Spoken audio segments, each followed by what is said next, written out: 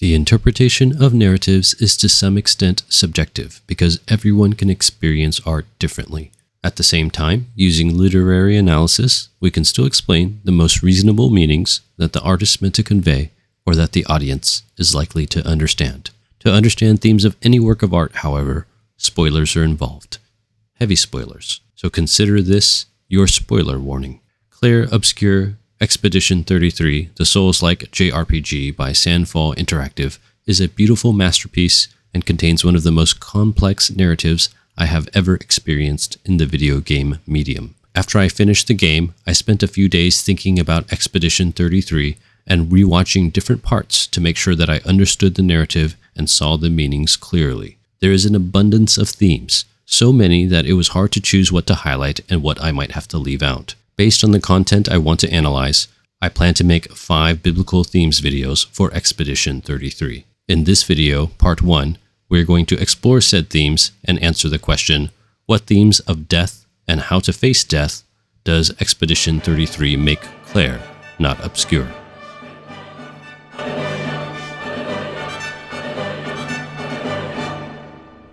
The first theme that Expedition 33 highlights related to death is that of the countdown to inevitable death. The inevitable nature of death, as well as the slow countdown to it, is highlighted by the game's most commonly repeated slogan. Tomorrow comes, my friend. While this slogan can mean other things as well, one of its primary meanings seems to be what I just said, a reminder that the next day is inevitably coming, when you will have one fewer day to live. The idea that this is a countdown is highlighted throughout with the numbering. I feel like I haven't seen you in years. 3 years, 67 days, and roughly 10 hours.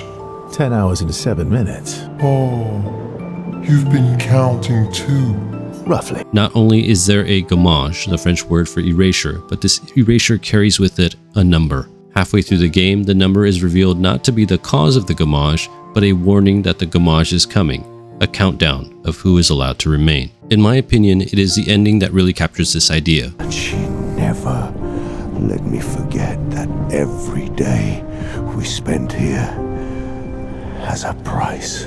When Rio Renoir points out to the expedition that every moment in the canvas is still a day spent away from the real world, which matters because it is a day closer to death. In Psalm 90, the concept of the countdown to death is also discussed. For all our days pass away under your wrath. We bring our years to an end like a sigh. The years of our life are 70, or even by reason of strength, 80. Yet their span is but toil and trouble. They are soon gone and we fly away. Who considers the power of your anger and your wrath according to the fear of you? So teach us to number our days, that we may get a heart of wisdom. Psalm 90, verses 9 to 12. Like Moses explains in the psalm, this idea is captured on 3 different levels of the game. That the Lumerians are counting down the years using the gommage, that Renoir is counting down every day they are all still in the canvas, and in the player world, that every moment we spend in the game is one moment we have less in our world or in other games, suggesting that Sandfall really respects the player's time in terms of understanding its value. This idea of inevitable death is quite oppressive, and it can often cause many to give up. Resisting the temptation to give up, though, leads us to our second theme. The second theme of Expedition 33 related to death that I want to highlight in today's video is that of endurance in the face of death, especially for the sake of other people. This existential dread is what Camus famously posited, that in the light of death, the only real question in life was suicide. He rejects the validity of suicide with no real answer for why, but Expedition 33 gives a different answer. We must endure for the sake of others. This idea is captured in the slogan. This is not a foregone conclusion. When one falls, we continue. Early in the game, when Expedition 33 suffers a serious setback in that most of the members are apparently killed, Gustave is left alone and deals with suicidal ideation. He nearly commits suicide, but as far as the game is concerned, this would have been a fatal mistake, pun intended. You do that, we both die. If Gustave had committed suicide, it is quite possible that Lune would not have survived to rescue Maël and Ciel, dooming the mission. When Gustave attempts to give up on the mission, Lune challenges him in one of the most human moments of the game, asking him if purpose and others can be more important than facing death. I hope I do. After Ciel is rescued and they seek the help of Esquier, in a bonding moment, Gustav admits to Ciel that he almost gave in to the temptation to commit suicide. This moment is portrayed as a moment of weakness, something that Gustav is not proud of, but something Ciel can empathize with.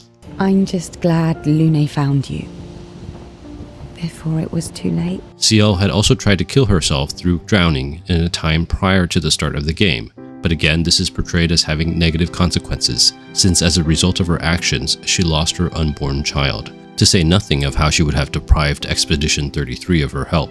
This concept of not giving up and enduring tragic loss is also captured in the book of 2 Samuel, when King David has to face the death of the son that led half the country to rebel against him.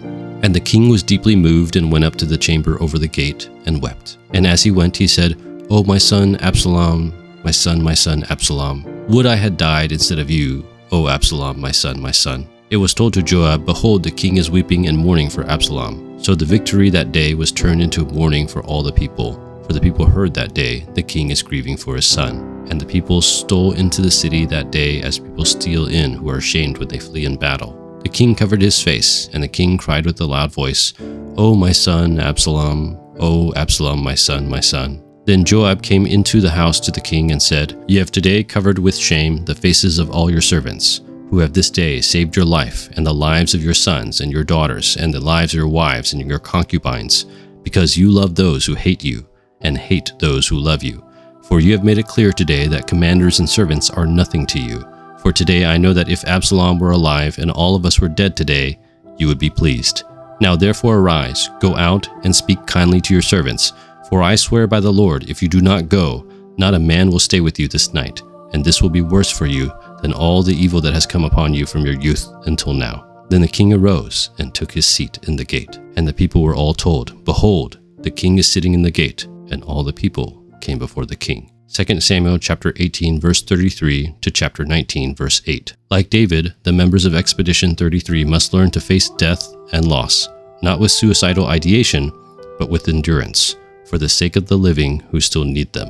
A slightly different but related idea is that of not enduring death, but leaving a legacy, which is our third theme. Our third theme related to death for today's video is that of leaving a legacy in the face of death. This idea is initially introduced with the character of Sophie and how she is selfish for not having children in a rapidly declining population. This conflict is so strong that it actually ends the relationship between Sophie and Gustav before the start of the game, because Gustav is one of the characters who most embodies the concept of leaving a legacy.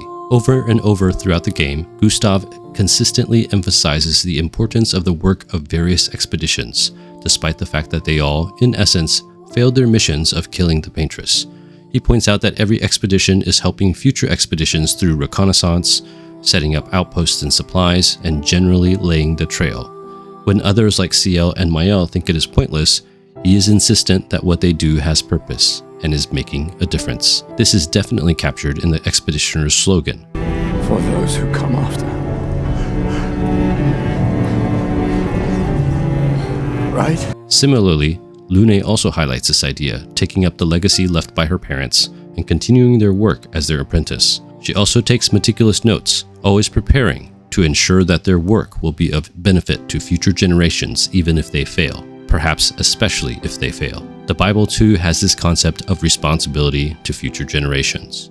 "And these words that I command you today shall be on your heart. You shall teach them diligently to your children, and shall talk of them when you sit in your house, and when you walk by the way, and when you lie down, and when you rise." Deuteronomy chapter 6 verses 6 to 7. Praise the Lord. Blessed is the man who fears the Lord, who greatly delights in his commandments. His offspring will be mighty in the land. The generation of the upright will be blessed. Psalm 112 verses 1 to 2. But the steadfast love of the Lord is from everlasting to everlasting on those who fear him, and his righteousness is to children's children, to those who keep his covenant and remember to do his commandments. The Lord has established his throne in the heavens, and his kingdom rules over all. Psalm 103 verses 17 to 19. Just like the Bible suggests that keeping the law, doing God's commands, and teaching God's words is a responsibility and a blessing to future generations, it is the responsibility of the people of Lumiere to make an impact and leave a legacy for future generations, like how Gustav writes for his apprentices. For those who come after. However, there is a different perspective that is also covered in the game, which is to cherish life regardless of legacy.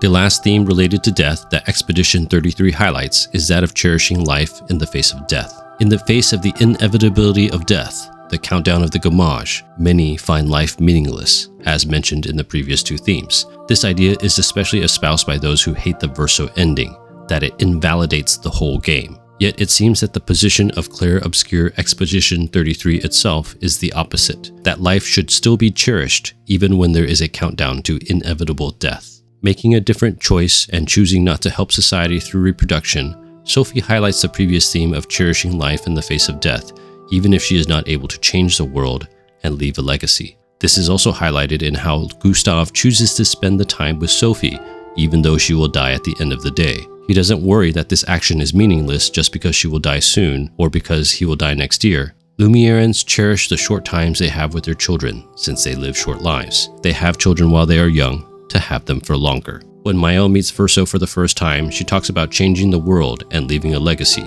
He suggests that it may be difficult to think that way about life, because perhaps sometimes you cannot change these things. While Verso never denies this is good, he suggests that it may be difficult to think this way about life. Perhaps most of all, this is captured in the relationship between Verso and Esquier. Verso tells Esquier that he doesn't really want to make friends with the expeditioners because he always just loses them in the end. In what seems like a throwaway gag about Esquier's love of rocks and inability to keep them in his possession, Esquier makes what seems like a reference to Alfred Lord Tennyson and suggests that having rocks and losing them is better than not having them. Losing a rock is better than never having a rock. This theme is also developed through the gameplay itself, in that Verso develops relationships with each of the characters. Unlike Gustav, who does not need to develop relationships because he already knows all the expeditioners except Esquier and Monoko, Verso slowly connects and builds relationships with each of the expeditioners despite knowing that his goal is oblivion of the canvas world.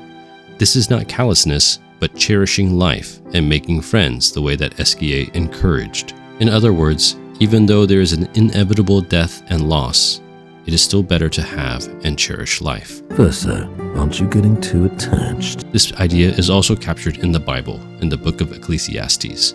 Behold, what I have seen to be good and fitting is to eat and drink and find enjoyment in all the toil with which one toils under the sun the few days of his life that God has given him, for this is his lot. Everyone also to whom God has given wealth and possessions and power to enjoy them, and to accept his lot and rejoice in his toil, this is the gift of God. For he will not much remember the days of his life, because God keeps him occupied with joy in his heart. Ecclesiastes chapter 5, verses 18 to 20. Though man's life is short and death inevitably comes, still enjoying and cherishing the life that God has given is an important aspect of life. While I think it's okay to feel sad about the tragic loss of the canvas world, to me, the opinion that the Verso ending makes the game meaningless completely misses this theme. That in the end, it is the time spent with the characters that matters, not that death is inevitable, which we knew from the Gamage and the prologue.